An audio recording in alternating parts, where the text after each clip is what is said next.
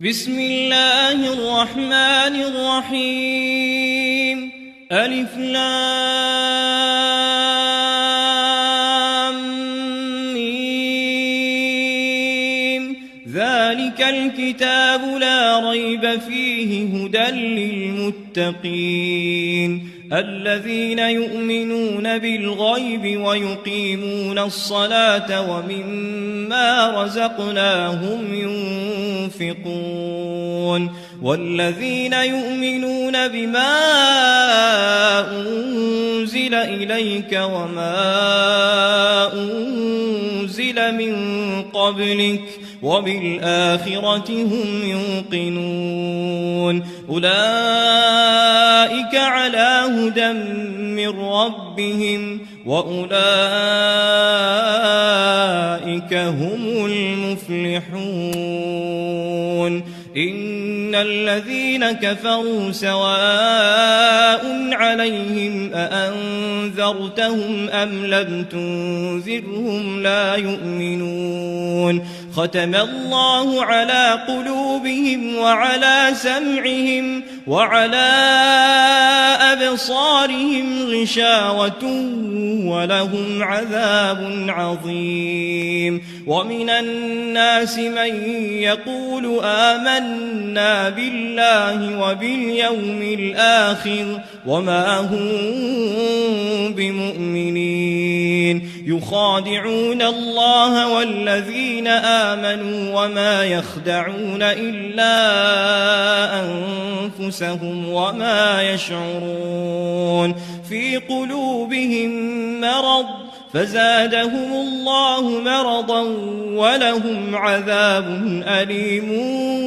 بما كانوا يكذبون وإذا قيل لهم لا تفسدوا في الأرض قالوا إنما نحن مصلحون ألا إنهم هم المفسدون ولكن لا يشعرون وإذا قيل لهم آمنوا كما آمن الناس قالوا أنؤمن كما آمن السفهاء ألا إنهم هم السفهاء ولكن لا يعلمون وإذا لقوا الذين آمنوا قالوا آمنا وإذا خلوا إلى شياطينهم قالوا إنا معكم إنما نحن مستهزئون الله يستهزئ بهم ويمدهم في طغيانهم يعمهون أولئك الذين اشتروا الضلالة بالهدى فما ربحت تجارتهم وما كانوا مهتدين مثلهم كمثل الذي استوقد نارا فلما أضاءت ما حوله ذهب الله بنورهم وتركهم في ظلمات لا يبصرون صم بكم عمي فهم لا يرجعون أو كصيب من السماء فيه ظلمات ورعد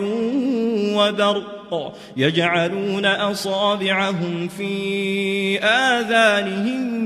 من الصواعق حذر الموت والله محيط بالكافرين يكاد البرق يخطف أبصارهم كلما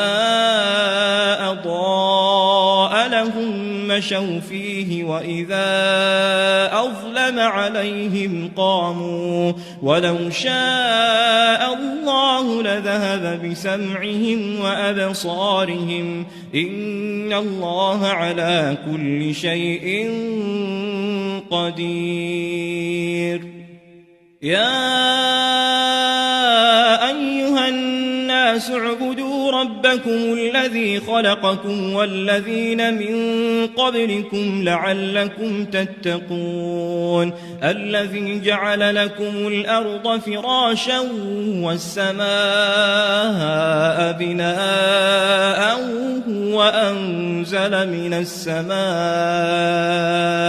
وأنزل من السماء ماء فأخرج به من الثمرات رزقا لكم فلا تجعلوا لله أندادا وأنتم تعلمون وإن كنتم في ريب مما نزلنا على عبدنا فأتوا بسورة من مثله وادعوا شهداءكم من دون الله إن كنتم صادقين فإن لم تفعلوا ولن تفعلوا فاتقوا النار التي وقودها الناس والحجارة أعدت للكافرين وبشر الذين آمنوا وعملوا الصالحات أن لهم جنات تجري من تحتها الأنهار كلما رزقوا منها من ثمرة رزقا قالوا هذا الذي رزقنا من قبل وأتوا به متشابها ولهم فيها أزواج مطهرة وهم فيها خالدون إن الله لا يستحيي أن يضرب مثلا ما بعوضة فما فوقها فأما الذين آمنوا فيعلمون أنه الحق من ربهم وأما الذين كفروا فيقولون ماذا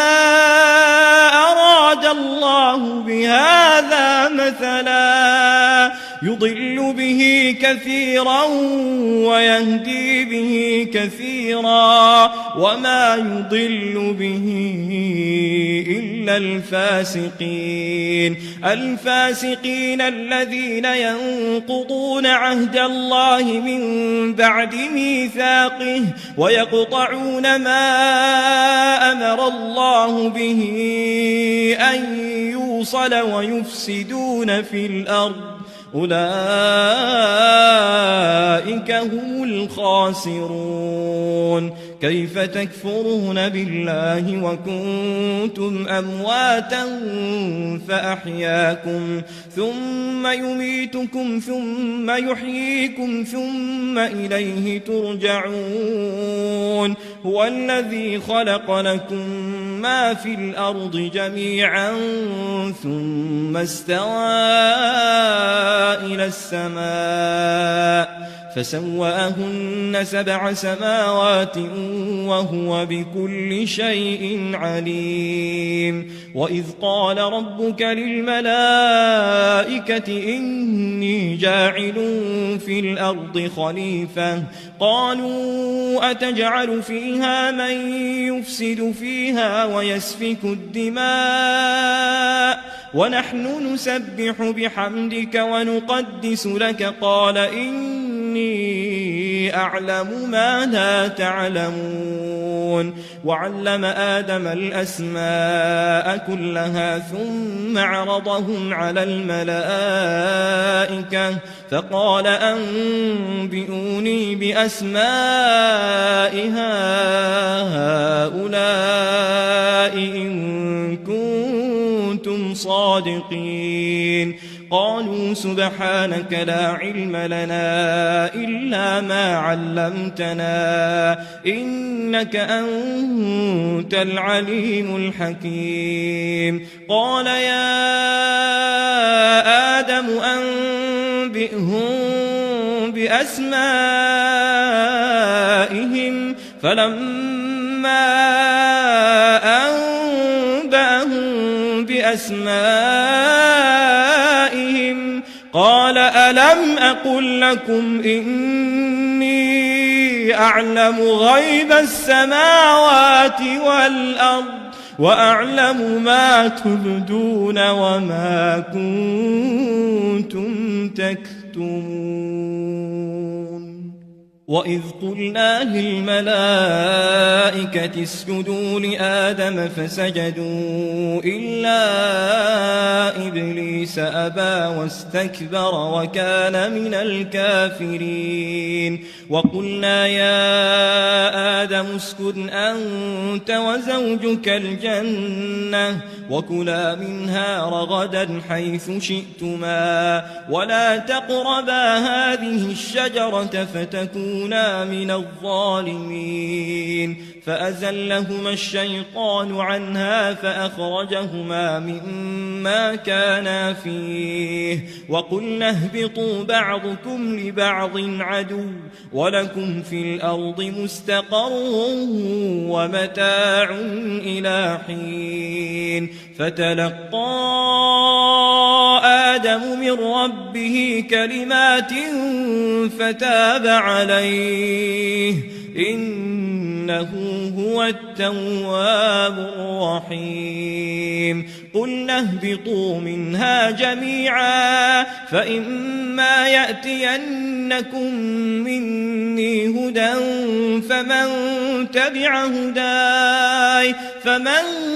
تبع هداي فلا خوف عليهم ولا هم يحزنون والذين كفروا وكذبوا بآياتنا أولئك أصحاب النار هم فيها خالدون يا بني إسرائيل اذكروا نعمتي التي أنعمت عليكم وأوفوا بعهدي أوف بعهدكم وإياي فارهبون وآمنوا بما أنزلت مصدقا لما معكم ولا تكونوا أول كافر به ولا تشتروا بآياتي ثمنا قليلا وإياي فاتقون ولا تلبسوا الحق بالباطل وتكتموا الحق وأنتم تعلمون وأقيموا الصلاة وآتوا الزكاة واركعوا مع الراكعين أتأمرون الناس بالبر وتنسون أنفسكم وأنتم تتلون الكتاب أفلا تعقلون واستعينوا بالصبر والصلاة وإنها لكبيرة إلا على الخاشعين الذين يظنون أنهم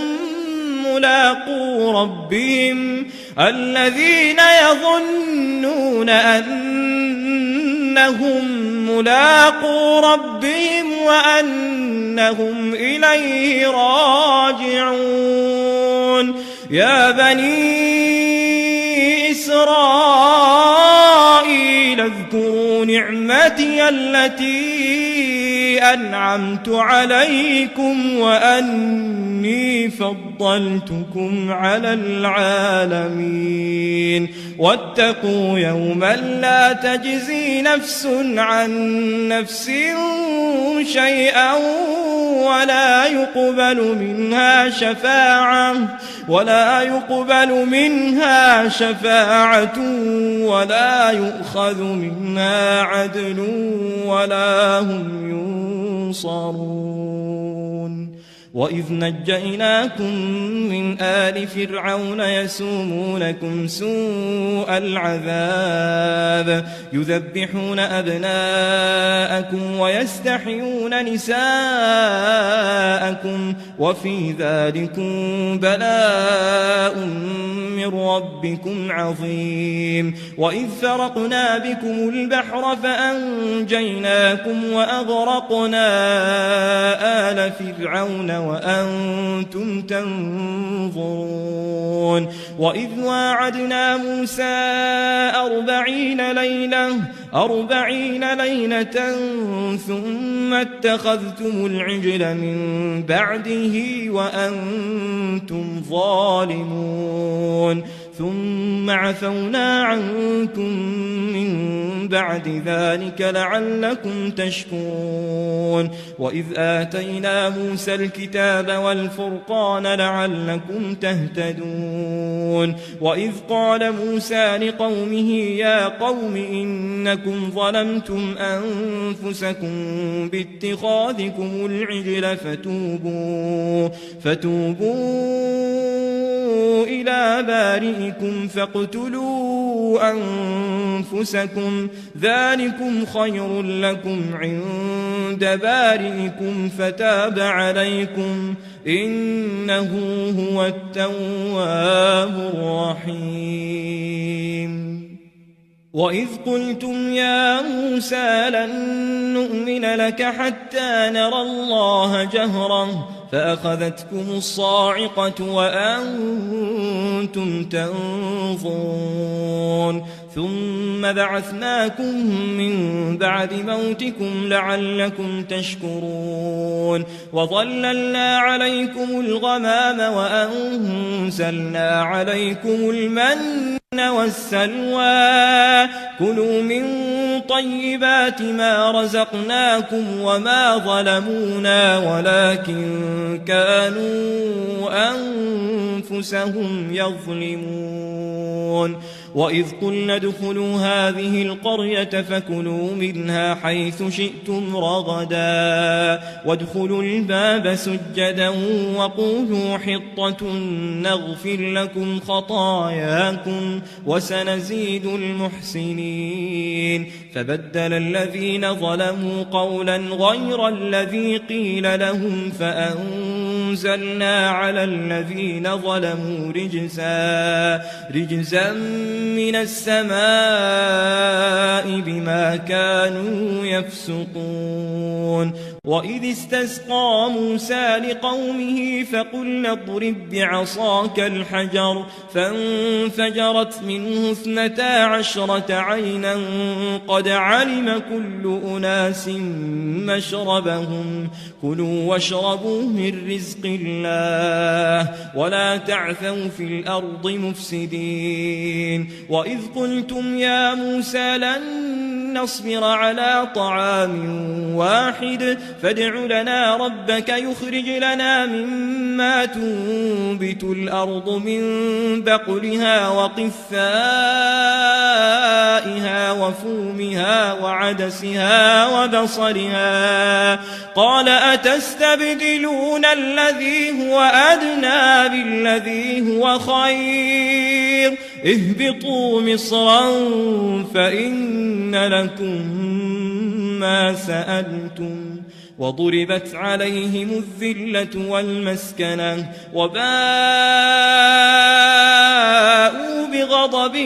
من الله ذلك بأنهم كانوا يكفرون بآيات الله ويقتلون النبيين بغير الحق ذلك بما عصوا وكانوا يعتدون إن الذين آمنوا والذين هادوا والنصارى والصابئين من آمن بالله واليوم الآخر وعمل صالحا فلهم أجرهم عند ربهم ولا خوف عليهم ولا هم يحزنون وإذ أخذنا ميثاقكم ورفعنا فوقكم الطور خذوا ما آتيناكم بقوة واذكروا ما فيه لعلكم تتقون ثم توليتم من بعد ذلك فلولا فضل الله عليكم ورحمته لكنتم من الخاسرين ولقد علمتم الذين اعتدوا منكم في السبت فقلنا لهم كونوا قردة خاسئين فجعلناها نكالا لما بين يديها وما خلفها وموعظة للمتقين. وإذ قال موسى لقومه إن الله يأمركم أن تذبحوا بقرة قالوا أتتخذنا هزوا قال أعوذ بالله أن أكون من الجاهلين. قالوا ادع لنا ربك يبين لنا ما هي قال إنه يقول إنها بقرة لا فارض ولا بكر عوان بين ذلك فافعلوا ما تؤمرون. قالوا ادع لنا ربك يبين لنا ما لونها قال إنه يقول إنها بقرة صفراء فاقع لونها تسر الناظرين. قالوا ادع لنا ربك يبين لنا ما هي إن البقرة شابه علينا وإنا إن شاء الله لمهتدون. قال إنه يقول إنها بقرة لا ذلول تثير الأرض ولا تسقي الحرث مسلمة لا شية فيها. قالوا الآن جئت بالحق فذبحوها وما كادوا يفعلون. وإذ قتلتم نفسا فادارأتم فيها والله مخرج ما كنتم تكتمون. فقلنا اضربوه ببعضها كذلك يحيي الله الموتى ويريكم آياته لعلكم تعقلون. ثم قست قلوبكم من بعد ذلك فهي كالحجارة أو أشد قسوة وإن من الحجارة لما يتفجر منه الأنهار وإن منها لما يشقق فيخرج منه الماء وإن منها لما يهبط من خشية الله وما الله بغافل عما تعملون. أفتطمعون أن يؤمنوا لكم وقد كان فريق منهم يسمعون كلام الله ثم يحرفونه من بعد ما عقلوه وهم يعلمون. وإذا لقوا الذين آمنوا قالوا آمنا وإذا خلا بعضهم إلى بعض قالوا أتحدثونهم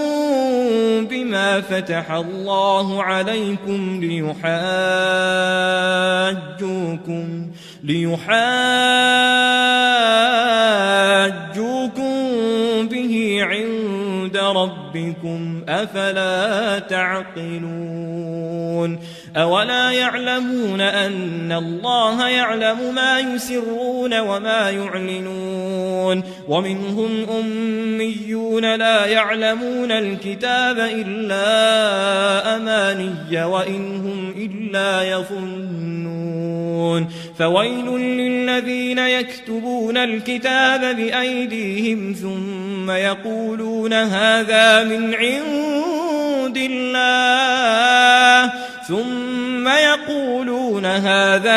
عند الله ليشتروا به ثمنا قليلا فويل لهم مما كتبت أيديهم وويل لهم مما يكسبون. وقالوا لن تمسنا النار إلا أياما معدودة قل أتخذتم عند الله عهدا فلن يخلف الله عهده أم تقولون على الله ما لا تعلمون بلى من كسب سيئة وأحاطت به خطيئته فأولئك أصحاب النار هم فيها خالدون والذين آمنوا وعملوا الصالحات أولئك أصحاب الجنة هم فيها خالدون وإذ أخذنا ميثاق بني إسرائيل لا تعبدون إلا الله وبالوالدين إحسانا وذي القربى واليتامى والمساكين وقولوا للناس حسنا وأقيموا الصلاة وآتوا الزكاة ثم توليتم إلا قليلا منكم وأنتم معرضون وإذ أخذنا ميثاقكم لا تسفكون دماءكم ولا تخرجون أنفسكم من دياركم ثم أقررتم وأنتم تشهدون ثم أنتم هؤلاء تقتلون أنفسكم وتخرجون فريقا منكم من ديارهم تظاهرون عليهم بالإثم والعدوان وإن يأتوكم أسارى تفادوهم وهو محرم عليكم إخراجهم أفتؤمنون ببعض الكتاب وتكفرون ببعض فما جزاء من يفعل ذلك منكم إلا خزي في الحياة الدنيا ويوم القيامة يردون إلى أشد العذاب وما الله بغافل عما تعملون أولئك الذين اشتروا الحياة الدنيا بالآخرة فلا يخفف عنهم العذاب ولا هم ينصرون ولقد آتينا موسى الكتاب وقفينا من بعده بالرسل وآتينا عيسى ابن مريم البينات وأيدناه بروح القدس أفكلما جاءكم رسول بما لا تهوى أنفسكم استكبرتم ففريقا كذبتم وفريقا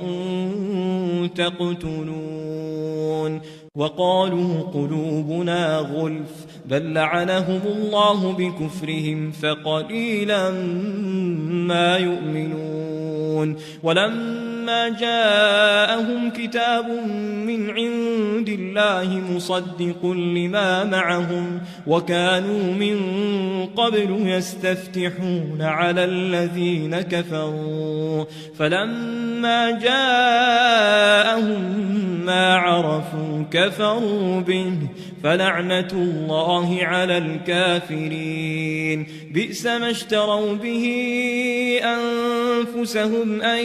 يكفروا بما أنزل الله بغيا أن ينزل الله من فضله على من يشاء من عباده فباءوا بغضب على غضب وللكافرين عذاب مهين وإذا قيل لهم آمنوا بما أنزل الله قالوا نؤمن بما أنزل أنزل علينا ويكفرون بما وراءه وهو الحق مصدقا لما معهم قل فلم تقتلون أنبياء الله من قبل إن كنتم مؤمنين ولقد جاءكم موسى بالبينات ثم اتخذتم العجل من بعده وأنتم ظالمون وإذ أخذنا ميثاقكم ورفعنا فوقكم الطور خذوا ما آتيناكم بقوة واسمعوا قالوا سمعنا وعصينا وأشربوا في قلوبهم العجل بكفرهم قل بئس ما يأمركم به إيمانكم إن كنتم مؤمنين قل إن كانت لكم الدار الآخرة عند الله خالصة من دون الناس فتمنوا الموت إن كنتم صادقين ولن يتمنوه أبدا بما قدمت أيديهم والله عليم بالظالمين ولتجدنهم أحرص الناس على حياة ومن الذين أشركوا يود أحدهم لو يعمر 1000 سنة وما هو بمزحزحه من العذاب أن يعمر والله بصير بما يعملون قل من كان عدوا لجبريل فإنه نزله على قلبك بإذن الله مصدقا لما بين يديه وهدى وبشرى للمؤمنين من كان عدوا لله وملائكته ورسله وجبريل وميكال فإن الله عدو للكافرين ولقد أنزلنا إليك آيات بينات وما يكفر بها إلا الفاسقون أو كلما عاهدوا عهدا نبذه فريق منهم بل أكثرهم لا يؤمنون ولما جاءهم رسول من عند الله مصدق لما معهم نبذ فريق من الذين أوتوا الكتاب كتاب الله وراء ظهورهم كأنهم لا يعلمون واتبعوا ما تتلو الشياطين على ملك سليمان وما كفر سليمان ولكن الشياطين كفروا يعلمون الناس السحر وما أنزل على الملكين ببابل هاروت وماروت وما يعلمان من أحد حتى يقولا إنما نحن فتنة فلا تكفر فيتعلمون منهما ما يفرقون به بين المرء وزوجه وما هم بضارين به من أحد إلا بإذن الله ويتعلمون ما يضرهم ولا ينفعهم ولقد علموا لمن اشتراه ما له في الآخرة من خلاق ولبئس ما شروا به أنفسهم لو كانوا يعلمون ولو أنهم آمنوا واتقوا لمثوبة من عند الله خير لو كانوا يعلمون. يا أيها الذين آمنوا لا تقولوا راعنا وقولوا انظرنا واسمعوا وللكافرين عذاب أليم. ما يود الذين كفروا من أهل الكتاب ولا المشركين أن ينزل عليكم من خير من ربكم والله يختص برحمته من يشاء والله ذو الفضل العظيم. ما ننسخ من آية أو ننسها نأت بخير منها أو مثلها. ألم تعلم أن الله على كل شيء قدير. ألم تعلم أن الله له ملك السماوات والأرض وما لكم من دون الله من ولي ولا نصير. أم تريدون أن تسألوا رسولكم كما سئل موسى من قبل ومن يتبدل الكفر بالإيمان فقد ضل سواء السبيل. ود كثير من أهل الكتاب لو يردونكم من بعد إيمانكم كفارا حسدا من عند أنفسهم من بعد ما تبين لهم الحق فاعفوا واصفحوا حتى يأتي الله بأمره إن الله على كل شيء قدير. وأقيموا الصلاة وآتوا الزكاة وما تقدموا لأنفسكم من خير تجدوه عند الله إن الله بما تعملون بصير. وقالوا لن يدخل الجنة إلا من كان هودا أو نصارى تلك أمانيهم قل هاتوا برهانكم إن كنتم صادقين. بلى من أسلم وجهه لله وهو محسن فله أجره عند ربه ولا خوف عليهم ولا هم يحزنون. وقالت اليهود ليست النصارى على شيء وقالت النصارى ليست اليهود على شيء وهم يتلون الكتاب كذلك قال الذين لا يعلمون مثل قولهم فالله يحكم بينهم يوم القيامة فيما كانوا فيه يختلفون. ومن أظلم ممن منع مساجد الله أن يذكر فيها اسمه وسعى في خرابها أولئك ما كان لهم أن يدخلوها إلا خائفين لهم في الدنيا خزي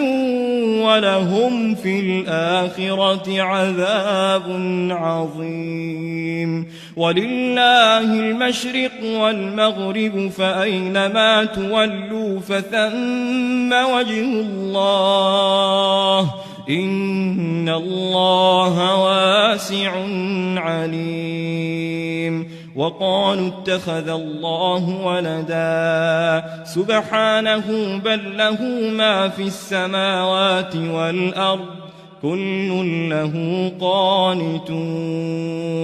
بديع السماوات والأرض وإذا قضى أمرا فإنما يقول له كن فيكون. وقال الذين لا يعلمون لولا يكلمنا الله أو تأتينا آية كذلك قال الذين من قبلهم مثل قولهم تشابهت قلوبهم قد بينا الآيات لقوم يوقنون إنا أرسلناك بالحق بشيرا ونذيرا ولا تسأل عن أصحاب الجحيم ولن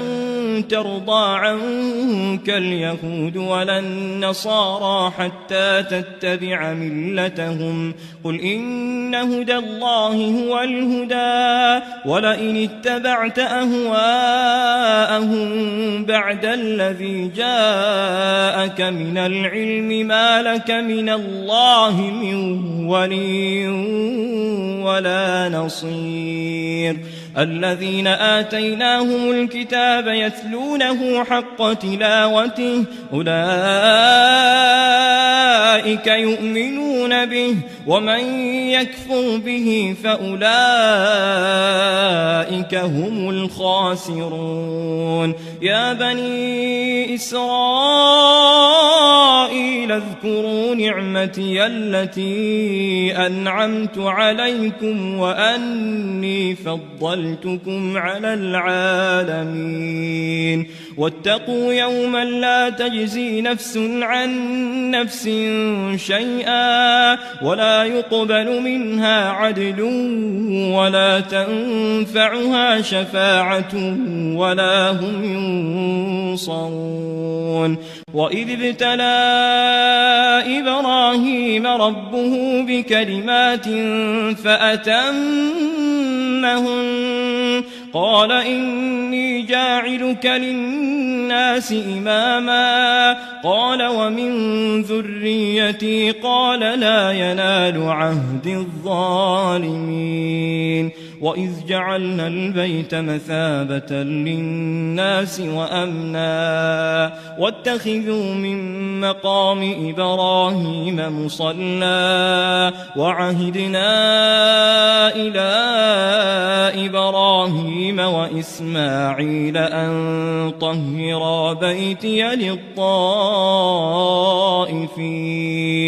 للطائفين والعاكفين والركع السجود وإذ قال إبراهيم رب اجعل هذا بلدا آمنا وارزق أهله من الثمرات من آمن منهم بالله واليوم الآخر قال ومن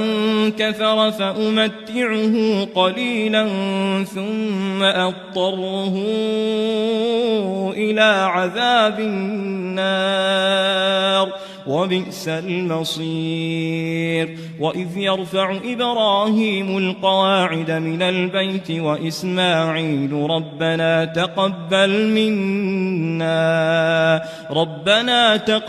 منا إنك أنت السميع العليم ربنا وجعلنا مسلمين لك ومن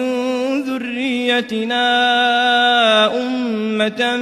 مسلمة لك وأرنا مناسكنا وتب علينا إنك أنت التواب الرحيم ربنا وابعث فيهم رسولا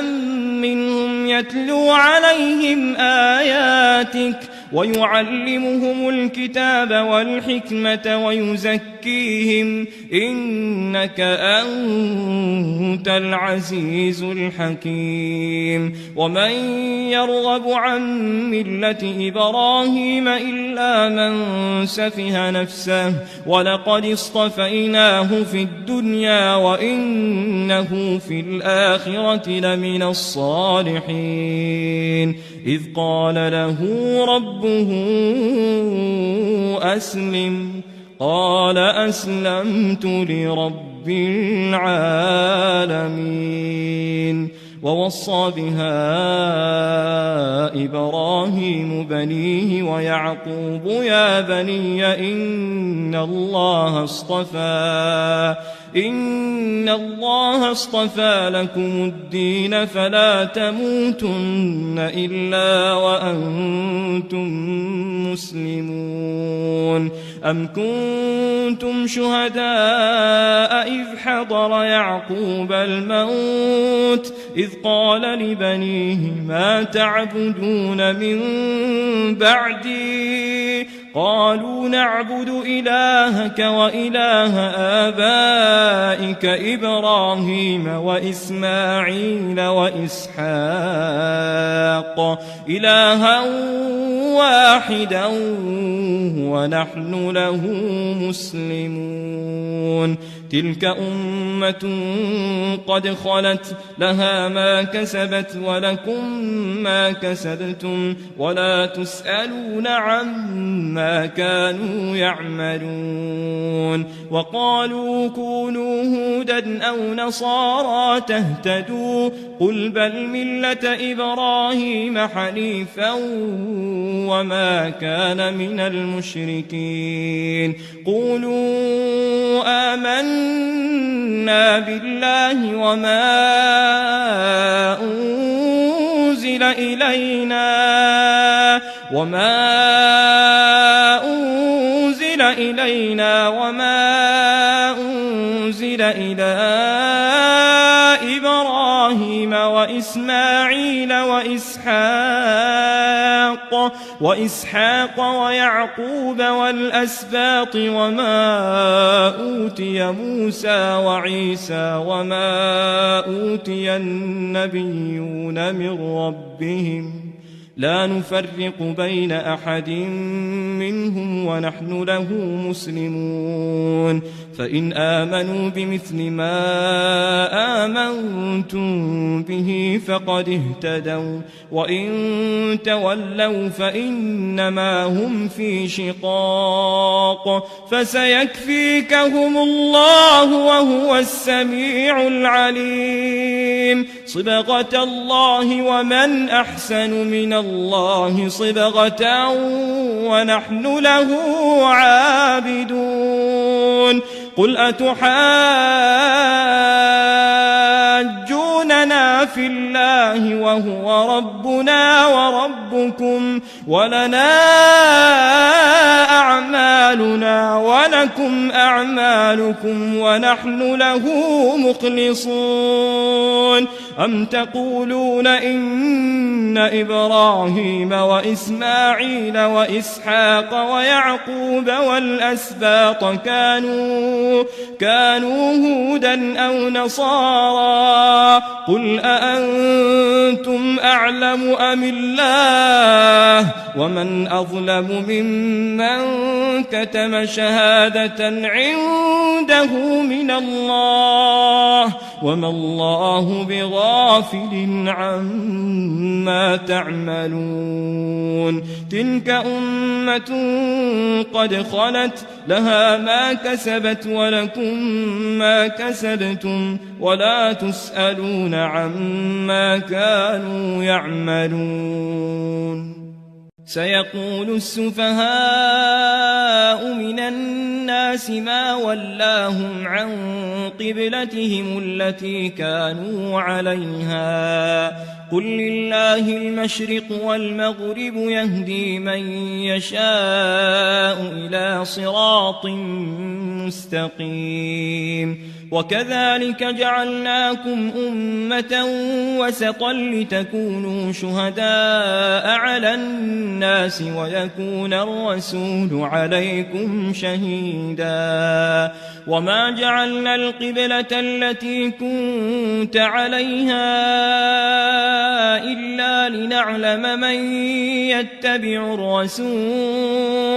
إلا لنعلم من يتبع الرسول ممن ينقلب على عقبيه وإن كانت لكبيرة إلا على الذين هدى الله وما كان الله ليضيع إيمانكم إن الله بالناس لرءوف رحيم قد نرى تقلب وجهك في السماء فلنولينك قبلة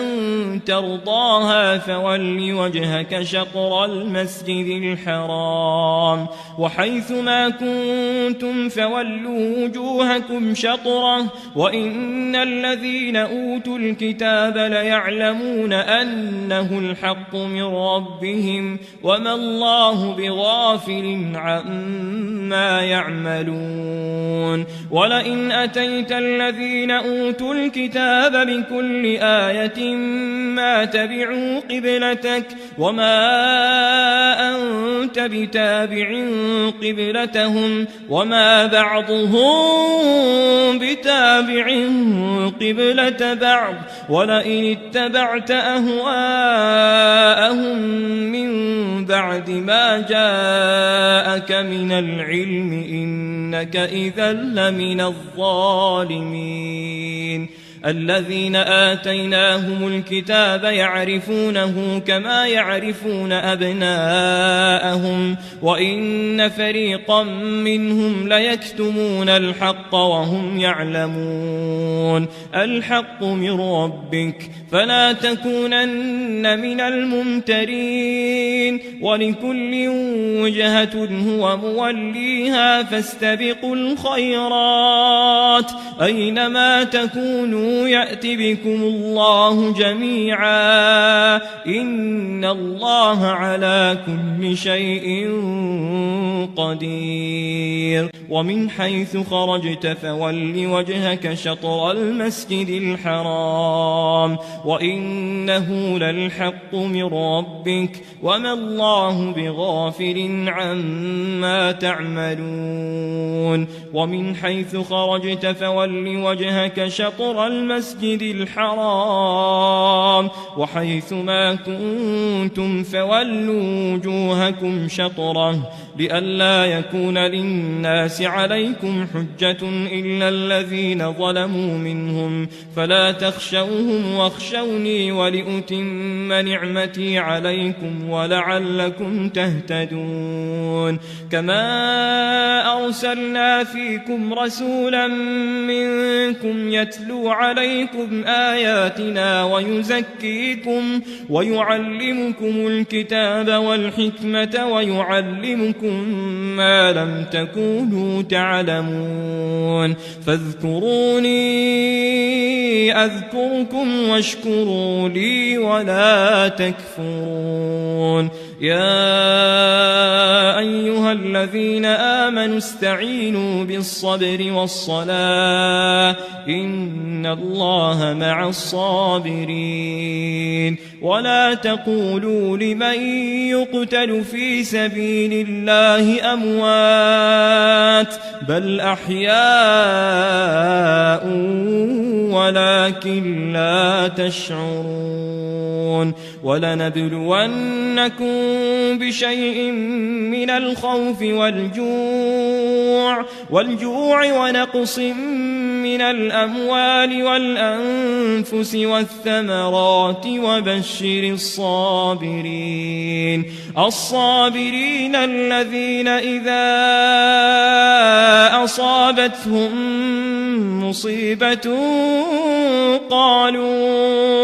قالوا إنا لله وإنا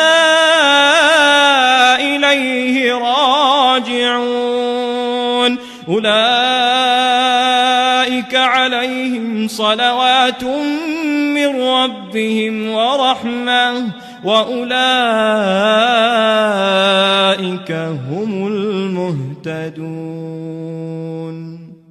إن الصفا والمروة من شعائر الله فمن حج البيت أو اعتمر فلا جناح عليه أن يطوف بهما ومن تطوع خيرا فإن الله شاكر عليم إن الذين يكتمون ما أنزلنا من البينات والهدى من بعد ما بيناه للناس في الكتاب أولئك يلعنهم الله ويلعنهم اللاعنون إلا الذين تابوا وأصلحوا وبينوا فأولئك أتوب عليهم وأنا التواب الرحيم إن الذين كفروا وماتوا وهم كفار أولئك عليهم لعنة الله والملائكة والناس أجمعين خالدين فيها لا يخفف عنهم العذاب ولا هم ينظرون وإلهكم إله واحد لا إله إلا هو الرحمن الرحيم إن في خلق السماوات والأرض واختلاف الليل والنهار والفلك التي تجري في البحر بما ينفع الناس وما أنزل الله من السماء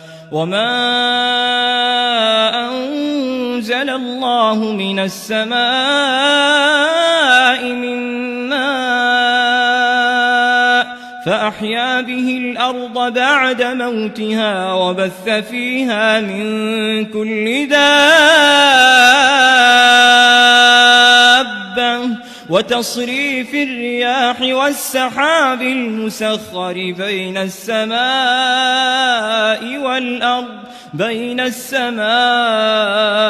والأرض لآيات لقوم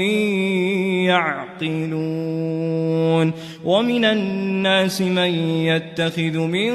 دون الله أندادا يحبونهم كحب الله والذين آمنوا أشد حبا لله ولو يرى الذين ظلموا إذ يرون العذاب أن القوة لله جميعا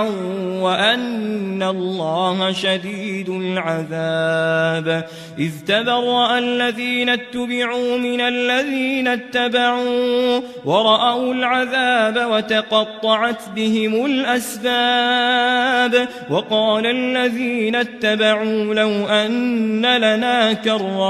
لو أن لنا كرة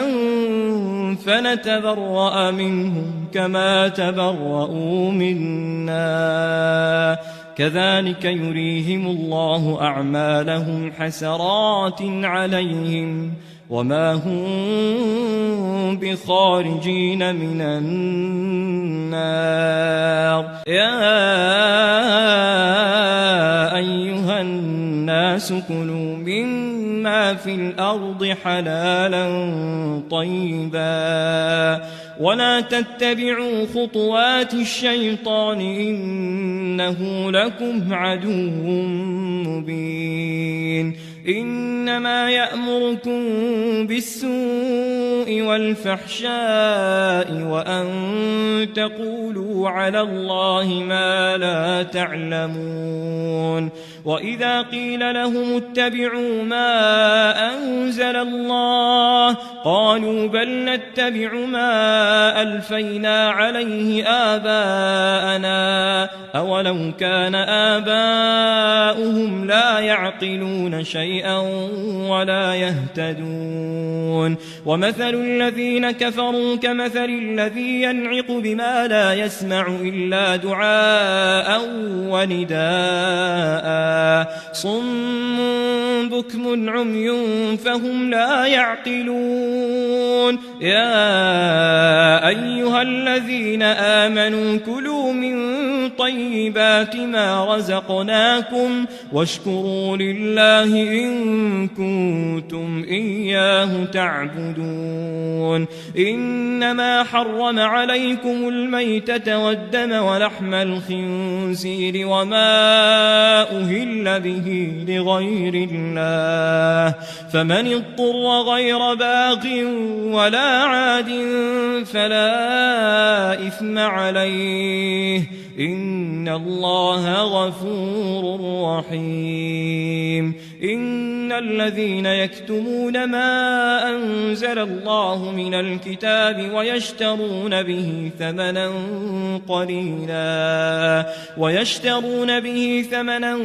قليلا أولئك ما يأكلون في بطونهم إلا النار ولا يكلمهم الله يوم القيامة ولا يزكيهم ولهم عذاب أليم أولئك الذين اشتروا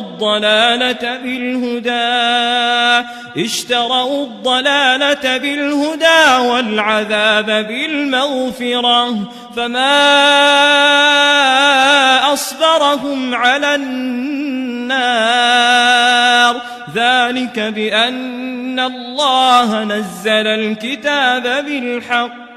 وإن الذين اختلفوا في الكتاب لفي شقاق بعيد ليس البر أن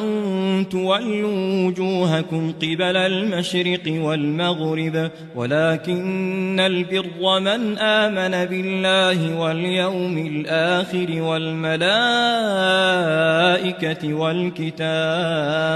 والكتاب والنبيين وآتى المال على حبه ذوي القربى واليتامى والمساكين وابن السبيل والسائلين وفي الرقاب وأقام الصلاة وآتى الزكاة والموفون بعهدهم إذا عاهدوا والصابرين في البأساء والضراء وحين البأس أولئك الذين صدقوا وأولئك هم المتقون يا أيها الذين آمنوا كتب عليكم القصاص في القتلى الحر بالحر والعبد بالعبد والأنثى بالأنثى فمن عفي له من أخيه شيء فاتباع بالمعروف وأداء إليه بإحسان ذلك تخفيف من ربكم ورحمة فمن اعتدى بعد ذلك فله عذاب أليم ولكم في القصاص حياة يا أولي الألباب لعلكم تتقون كتب عليكم إذا حضر أحدكم الموت إن ترك خيرا الوصية للوالدين والأقربين بالمعروف حقا على المتقين فمن بدله بعدما سمعه فإنما إثمه على الذين يبدلونه إن الله سميع عليم فمن خاف من موص جنفا أو إثما فأصلح بينهم فلا إثم عليه إن الله غفور رحيم يا أيها الذين آمنوا كتب عليكم الصيام كما كتب على الذين من قبلكم لعلكم تتقون أياما معدودات فمن كان منكم مريضا أو على سفر فعدة من أيام أخر وعلى الذين يطيقونه فدية طعام مسكين فمن تطوع خيرا فهو خير له وأن تصوموا خير لكم إن كنتم تعلمون شهر رمضان الذي أنزل فيه القرآن هدى للناس وبينات من الهدى والفرقان فمن شهد منكم الشهر فليصمه ومن كان مريضا أو على سفر فعدة من أيام أخر يريد الله بكم اليسر ولا يريد بكم العسر ولتكملوا العدة ولتكبروا الله على ما هداكم ولعلكم تشكرون وإذا سألك عبادي عني فإني قريب أجيب دعوة الداع إذا دعان فليستجيبوا لي وليؤمنوا بي لعلهم يرشدون أحل لكم ليلة الصيام الرفث إلى نسائكم هن لباس لكم وأنتم لباس لهن علم الله أنكم كنتم تختانون أنفسكم فتاب عليكم وعفى عنكم فالآن باشروهن وابتغوا ما كتب الله لكم وكلوا واشربوا حتى يتبين لكم الخيط الأبيض من الخيط الأسود من الفجر ثم أتموا الصيام إلى الليل ولا تباشروهن وأنتم عاكفون في المساجد تلك حدود الله فلا تقربوها كذلك يبين الله آياته للناس لعلهم يتقون ولا تأكلوا أموالكم بينكم بالباطل وتدلوا بها إلى الحكام لتأكلوا فريقا من أموال الناس بالإثم وأنتم تعلمون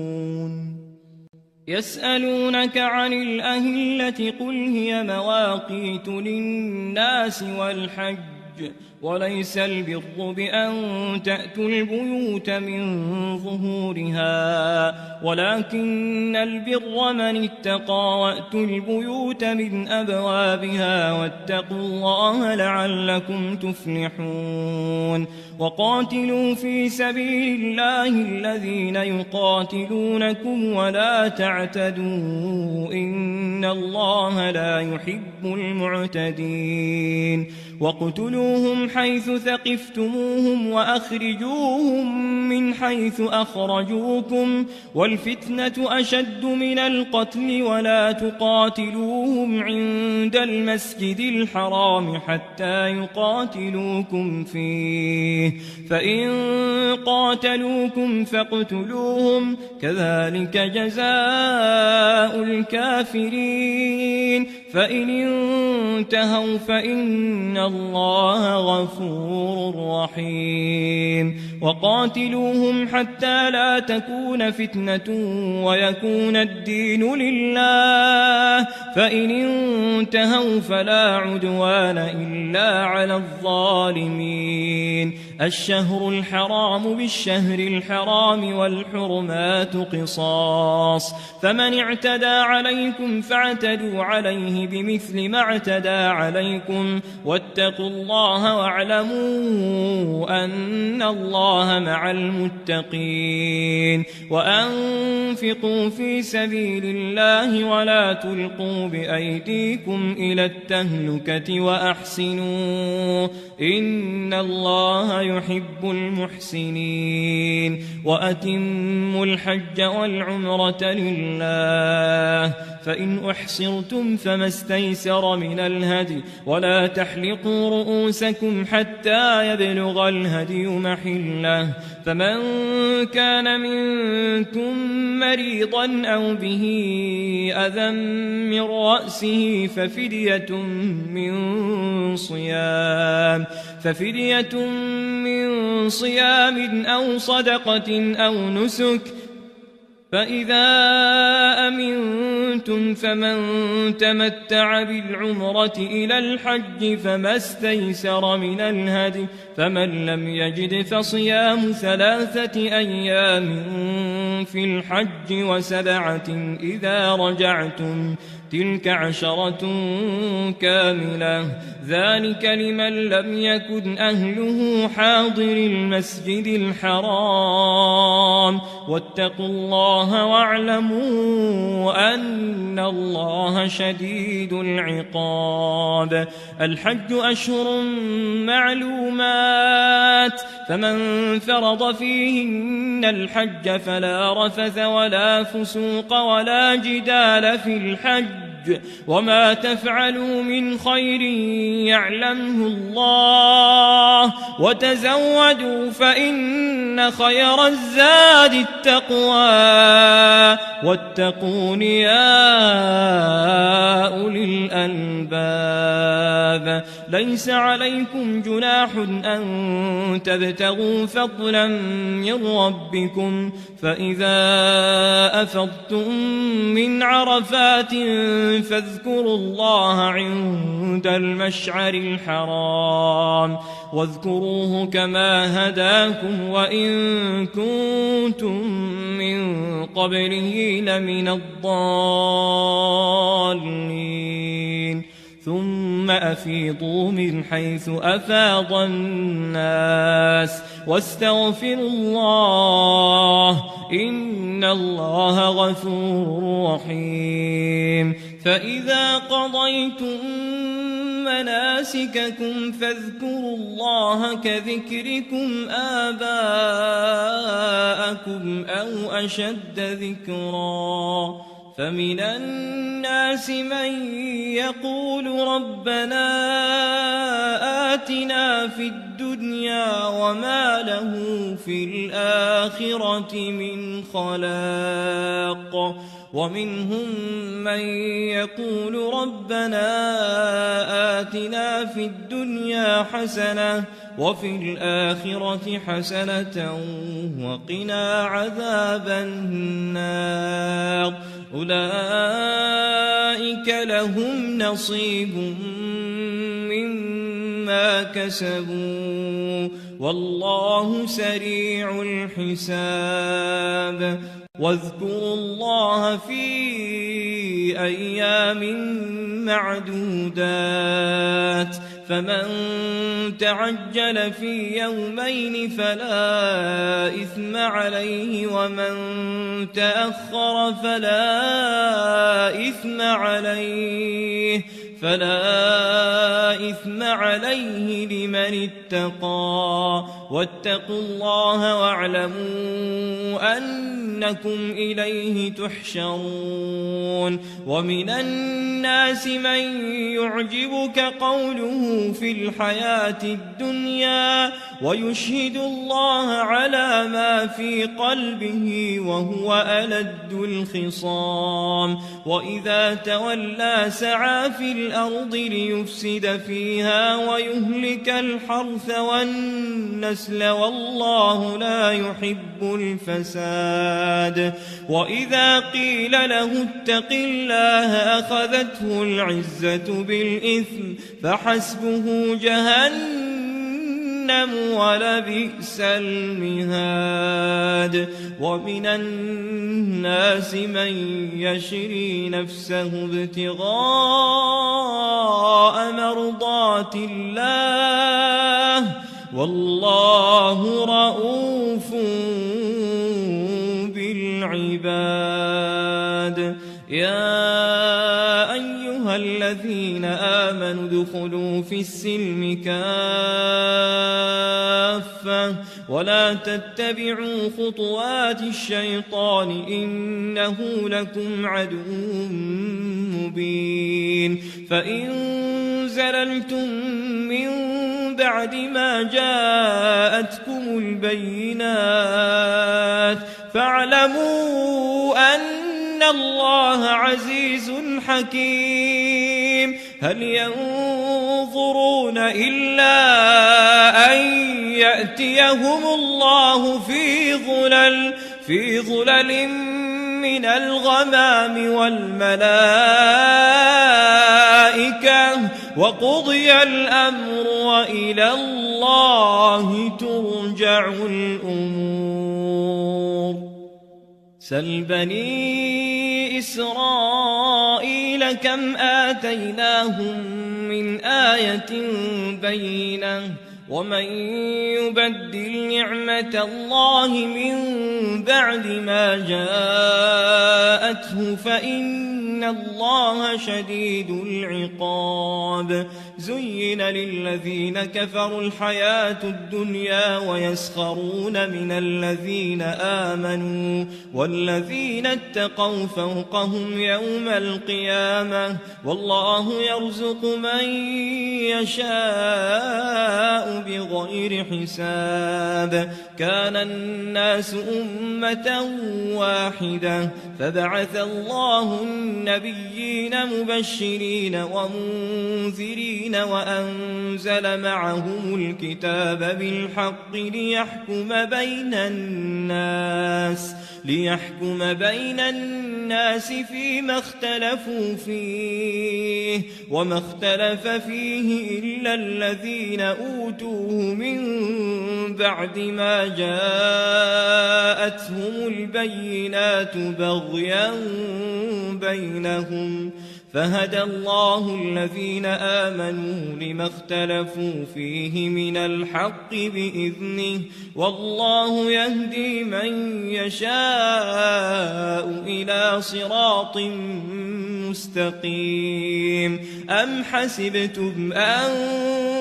تدخلوا الجنة ولما يأتكم مثل الذين خلوا من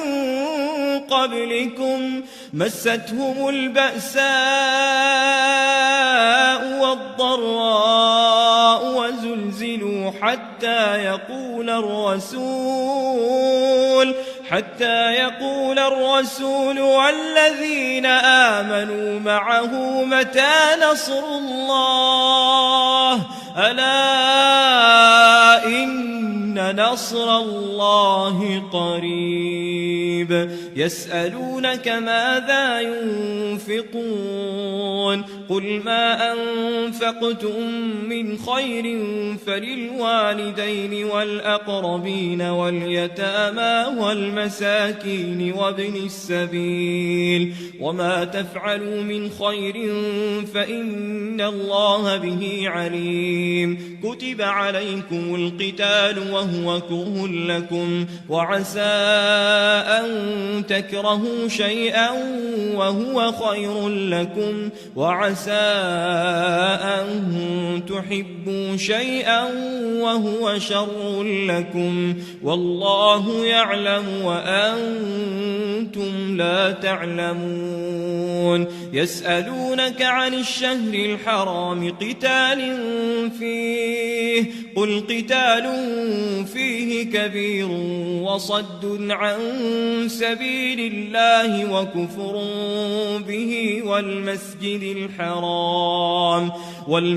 الحرام وإخراج أهله منه أكبر عند الله والفتنة أكبر من القتل ولا يزالون يقاتلونكم حتى يردوكم عن دينكم إن استطاعوا ومن يرتد منكم عن دينه فيمت وهو كافر فأولئك حبطت أعمالهم في الدنيا والآخرة الآخرة وأولئك أصحاب النار هم فيها خالدون إن الذين آمنوا والذين هاجروا وجاهدوا في سبيل الله أولئك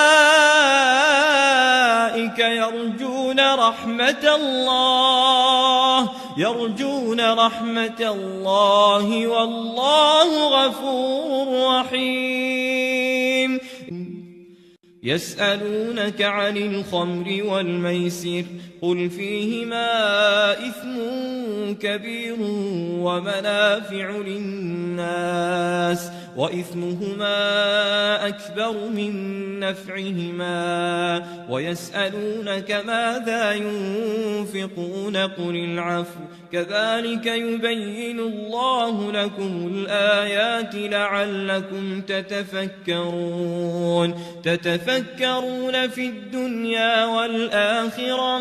ويسألونك عن اليتامى قل إصلاح لهم خير وإن تخالطوهم فإخوانكم والله يعلم المفسد من المصلح ولو شاء الله لأعنتكم إن الله عزيز حكيم ولا تنكحوا المشركات حتى يؤمن ولأمة مؤمنة خير من مشركة ولو أعجبتكم ولا تنكحوا المشركين حتى يؤمنوا ولعبد مؤمن خير من مشرك ولو أعجبكم أولئك يدعون إلى النار والله يدعو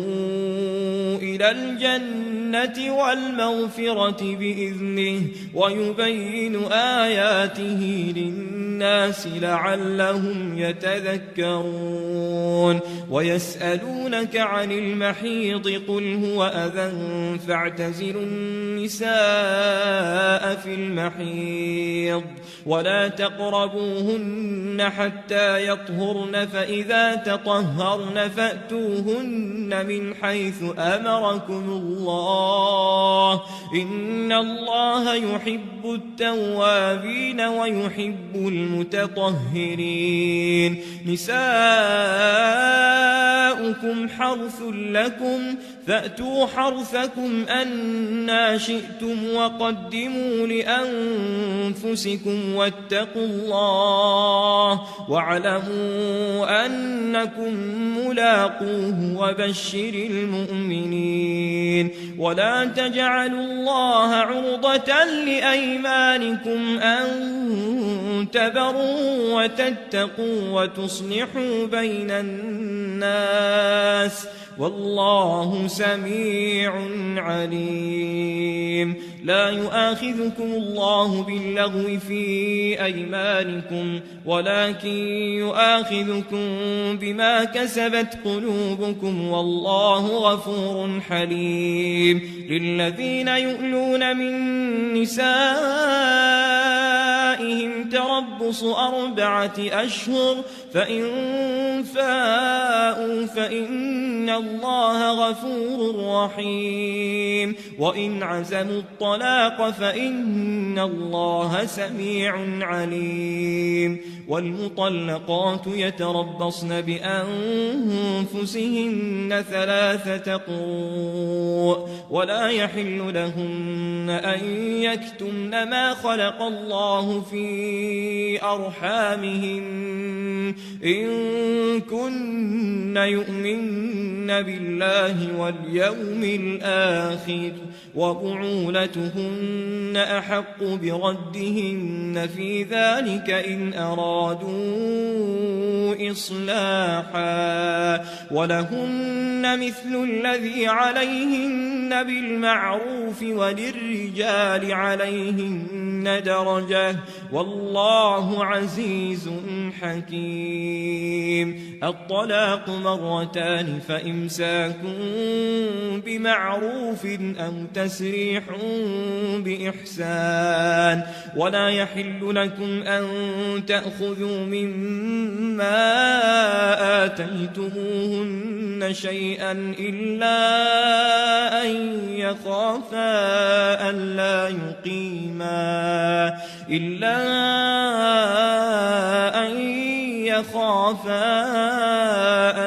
يقيما حدود الله. فإن خفتم ألا يقيما حدود الله فلا جناح عليهما فيما افتدت به، تلك حدود الله فلا تعتدوها، ومن يتعد حدود الله فأولئك هم الظالمون. فإن طلقها فلا تحل له من بعد حتى تنكح زوجا غيره، فإن طلقها فلا جناح عليهما أن يتراجعا إن ظنا أن يقيما حدود الله، وتلك حدود الله يبينها لقوم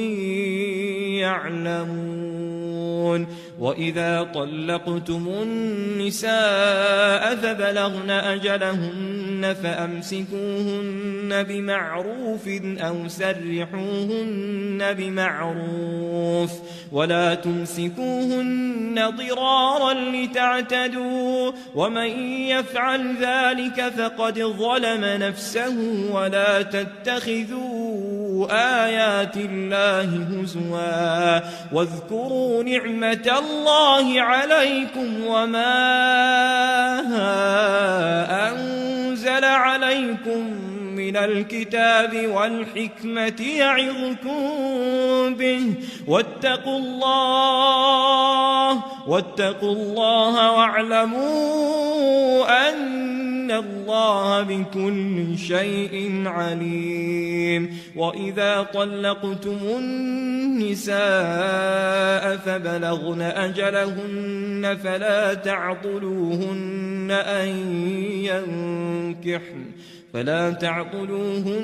أن ينكحن أزواجهن إذا تراضوا بينهم بالمعروف، ذلك يوعظ به من كان منكم يؤمن بالله واليوم الآخر، ذلكم أزكى لكم وأطهر والله يعلم وأنتم لا تعلمون. والوالدات يرضعن أولادهن حولين كاملين لمن أراد أن يتم الرضاعة، وعلى المولود له رزقهن وكسوتهن بالمعروف، لا تكلف نفس إلا وسعها، لا تضار والدة بولدها ولا مولود له بولده، وعلى الوارث مثل ذلك، فإن أرادا فصالا عن تراض منهما وتشاور فلا جناح عليهما. وإن أردتم أن تسترضعوا أولادكم فلا جناح عليكم إذا سلمتم ما آتيتم بالمعروف، واتقوا الله واعلموا أن الله بما تعملون بصير. والذين يتوفون منكم ويذرون أزواجا يتربصن بأنفسهن 4 أشهر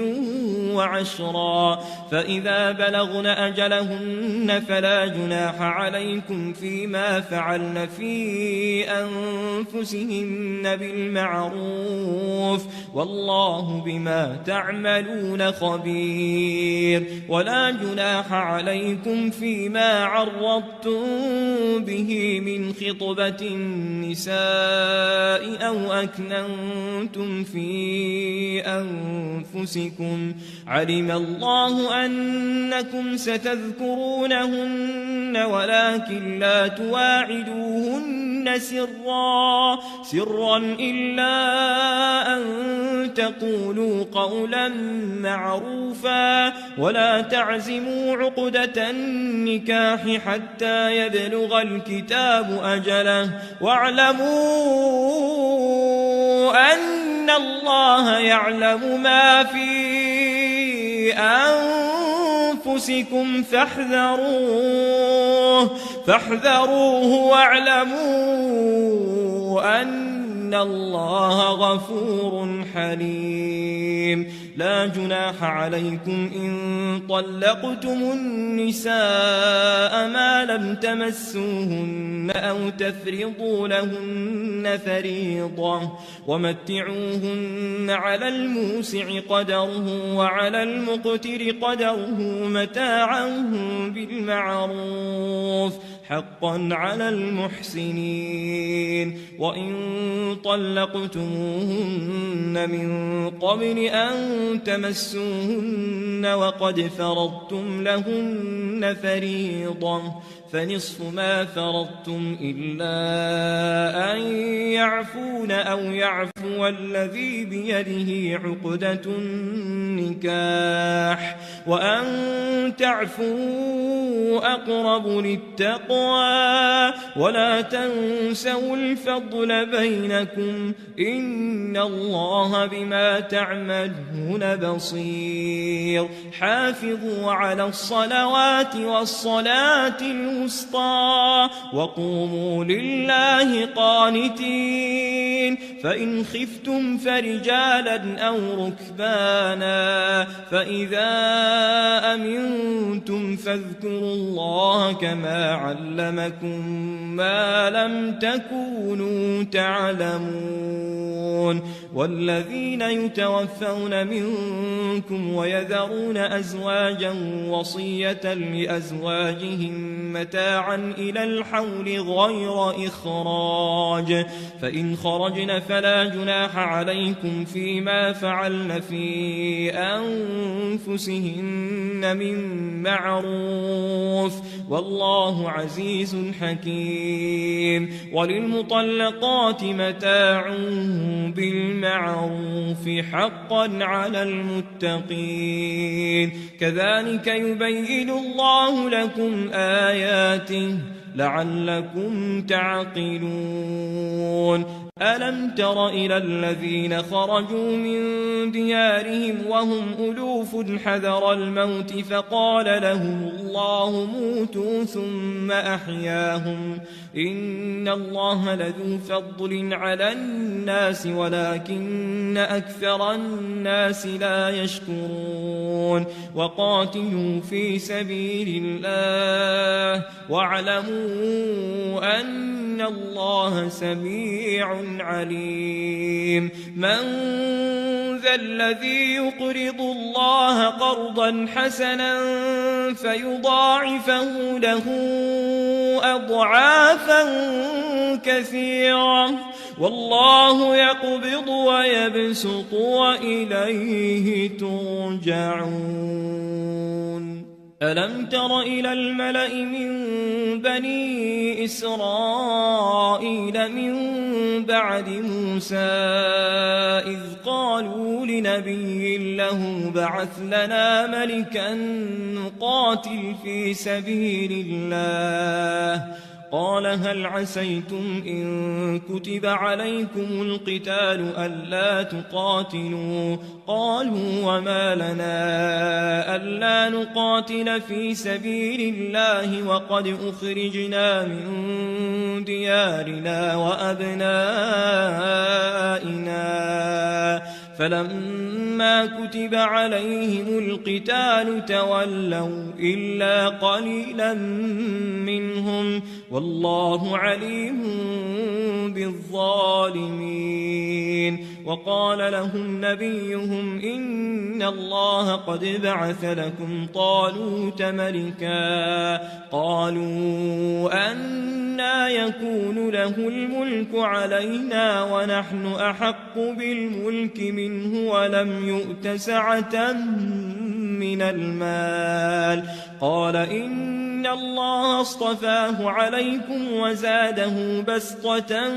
في العلم والجسم والله يؤتي ملكه من يشاء والله واسع عليم. وقال لهم نبيهم إن آية ملكه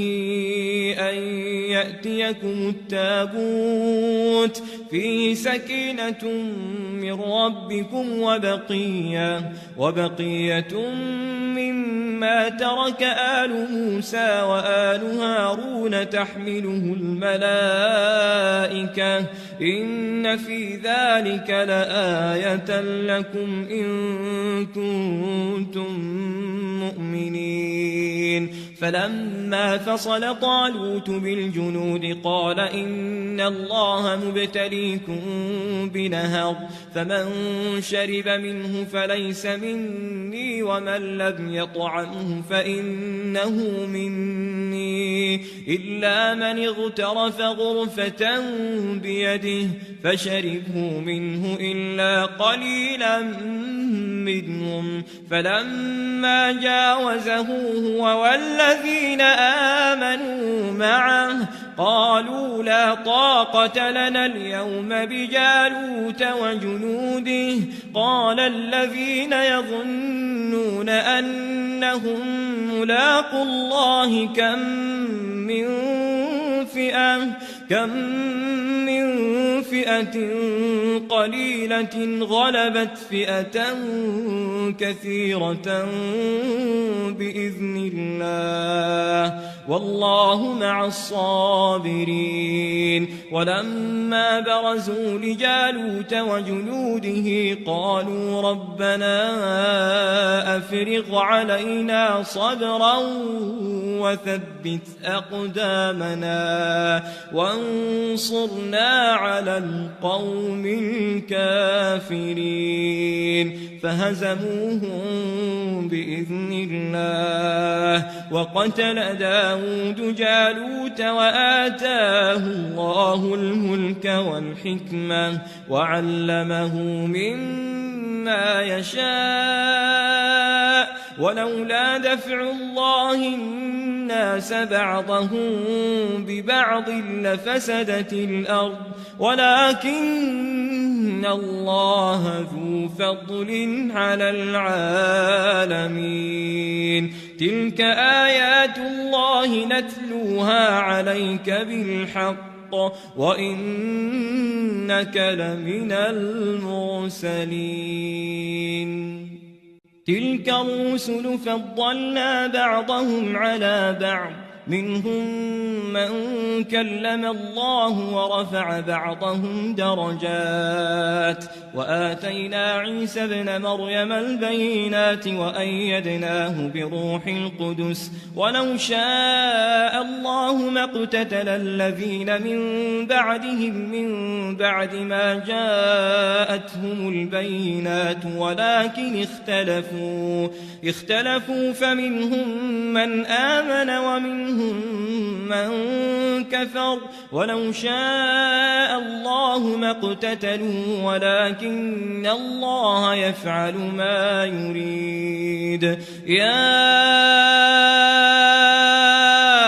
أيها الذين آمنوا أنفقوا مما رزقناكم من قبل أن يأتي يوم لا بيع فيه ولا خلة ولا شفاعة والكافرون هم الظالمون. الله لا إله إلا هو الحي القيوم لا تأخذه سنة ولا نوم له ما في السماوات وما في الأرض من ذا الذي يشفع عنده إلا بإذنه يعلم ما بين أيديهم وما خلفهم ولا يحيطون بشيء من علمه إلا بما شاء وسع كرسيه السماوات والأرض ولا يؤوده حفظهما وهو العلي العظيم لا إكراه في الدين قد تبين الرشد من الغي فمن يكفر بالطاغوت ويؤمن بالله فقد استمسك بالعروة الوثقى لا انفصام لها والله سميع عليم الله ولي الذين آمنوا يخرجهم من الظلمات إلى النور والذين كفروا أولياؤهم الطاغوت يخرجونهم من النور إلى الظلمات أولئك أصحاب النار هم فيها خالدون ألم تر إلى الذي حاج إبراهيم في ربه أن آتاه الله الملك إذ قال إبراهيم ربي الذي يحيي ويميت قال أنا أحيي وأميت قال إبراهيم فإن الله يأتي بالشمس من المشرق فأت بها من المغرب فبهت الذي كفر والله لا يهدي القوم الظالمين أو كالذي مر على قرية وهي خاوية على عروشها قال أنى يحيي هذه الله بعد موتها فأماته الله 100 عام ثم بعثه قال كم لبثت قال لبثت يوما أو بعض يوم قال بل لبثت 100 عام فانظر إلى طعامك وشرابك لم يتسنه وانظر إلى حمارك ولنجعلك آية للناس وانظر إلى العظام كيف ننشزها ثم نكسوها لحما فلما تبين له قال أعلم أن الله على كل شيء قدير وإذ قال إبراهيم رب أرني كيف تحيي الموتى قال أولم تؤمن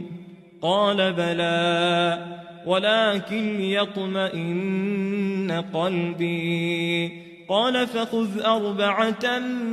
من الطير فصرهن إليك ثم اجعل على كل جبل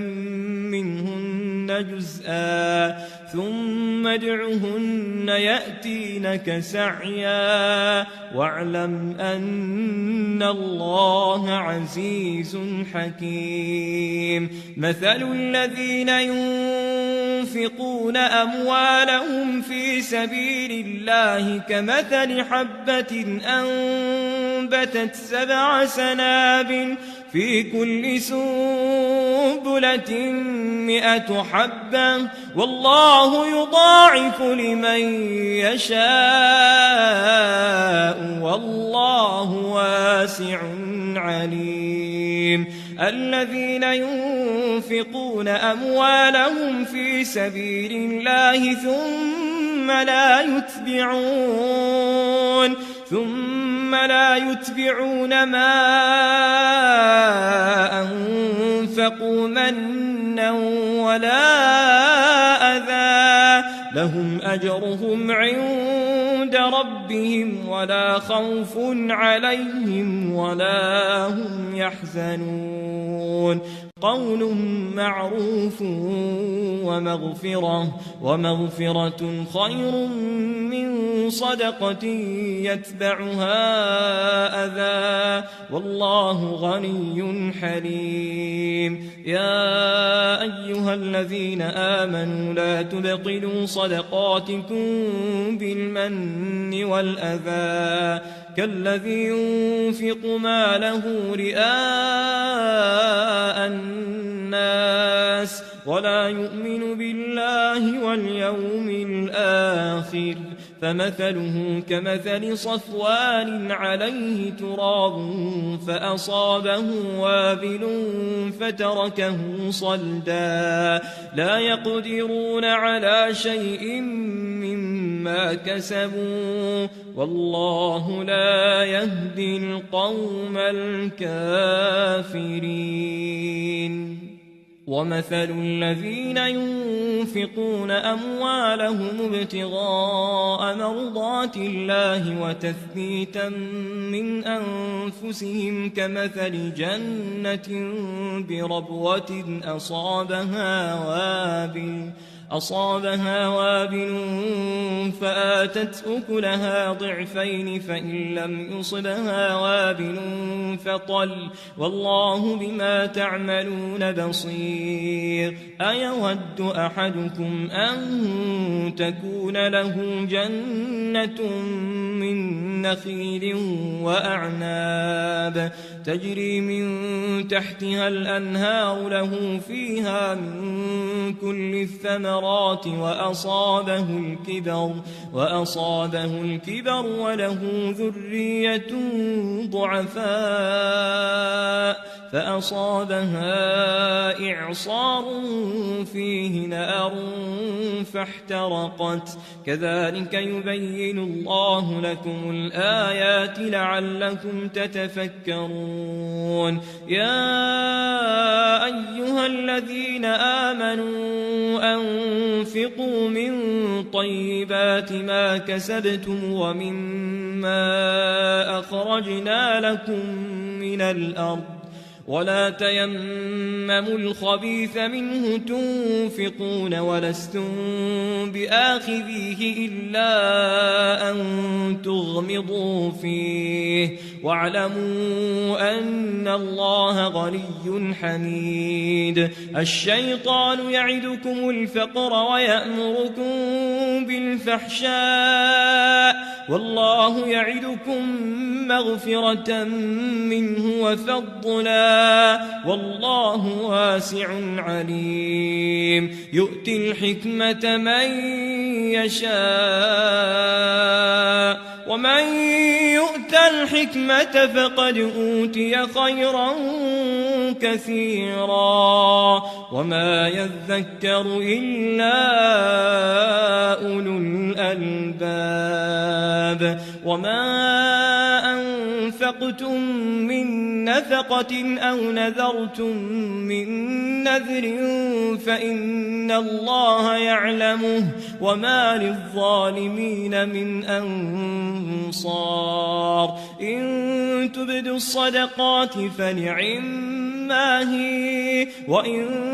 تخفوها وتؤتوها الفقراء فهو خير لكم ويكفر عنكم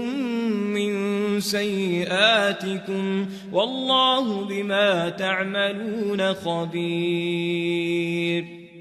ليس عليك هداهم ولكن الله يهدي من يشاء وما تنفقوا من خير فلأنفسكم وما تنفقون إلا ابتغاء وجه الله وما تنفقوا من خير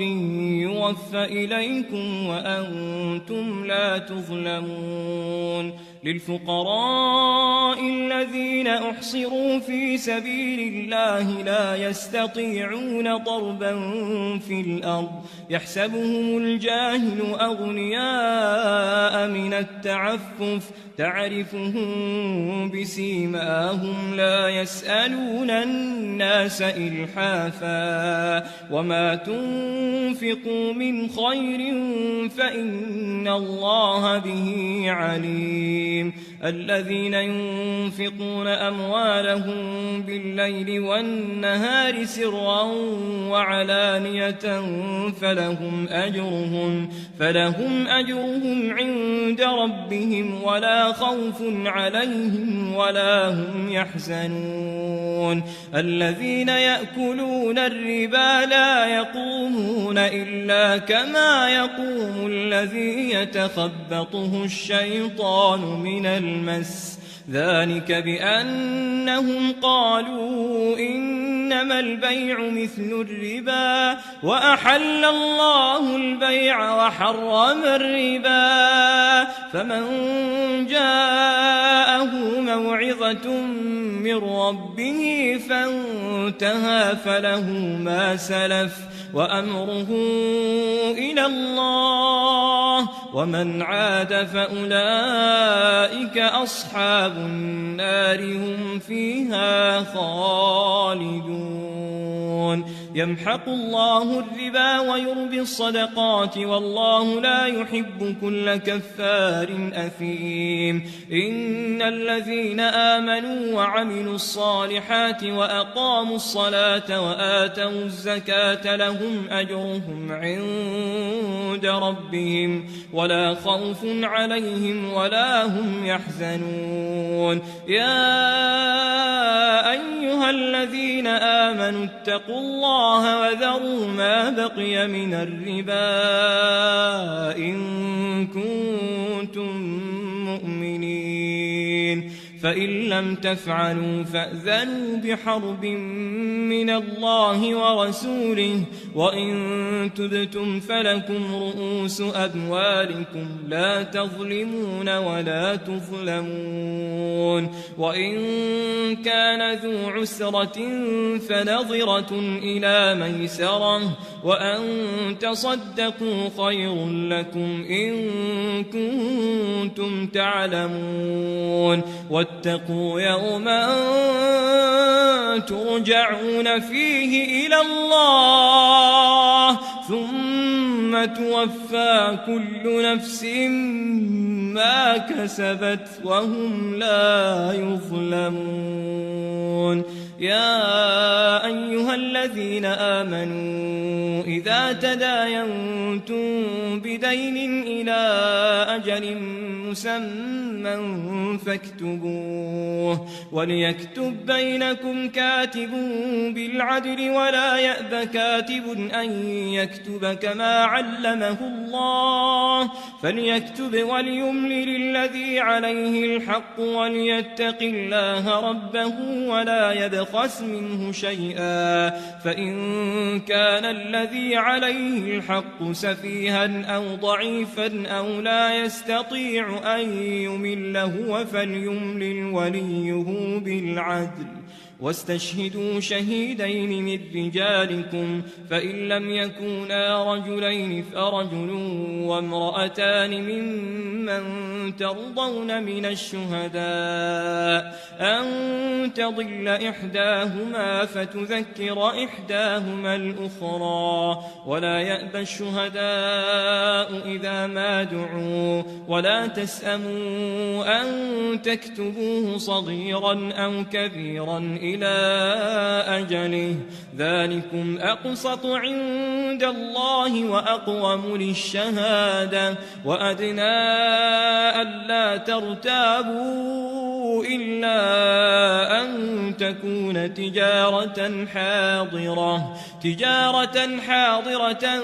تديرونها بينكم فليس عليكم جناح ألا تكتبوها وأشهدوا إذا تبايعتم ولا يضار كاتب ولا شهيد وإن تفعلوا فإنه فسوق بكم واتقوا الله ويعلمكم الله والله بكل شيء عليم وإن كنتم على سفر ولم تجدوا كاتبا فرهان مقبوضة فإن أمن بعضكم بعضا فليؤدي الذي ائتمن أمانته وليتق الله ربه ولا تكتموا الشهادة ومن يكتمها فإنه آثم قلبه والله بما تعملون عليم لله ما في السماوات وما في الأرض وإن تبدوا ما في أنفسكم أو تخفوه يحاسبكم به الله فيغفر لمن يشاء ويعذب من يشاء والله على كل شيء قدير آمن الرسول بما أنزل إليه من ربه والمؤمنون كل آمن بالله وملائكته وكتبه ورسله لا نفرق بين أحد من رسله وقالوا سمعنا وأطعنا غفرانك ربنا وإليك المصير لا يكلف الله نفسا إلا وسعها لها ما كسبت وعليها ما اكتسبت ربنا لا تؤاخذنا إن نسينا أو أخطأنا ربنا ولا تحمل علينا إصرا كما حملته على الذين من قبلنا ربنا ولا تحملنا ما لا طاقة لنا به واعف عنا واغفر لنا وارحمنا أنت مولانا فانصرنا على القوم الكافرين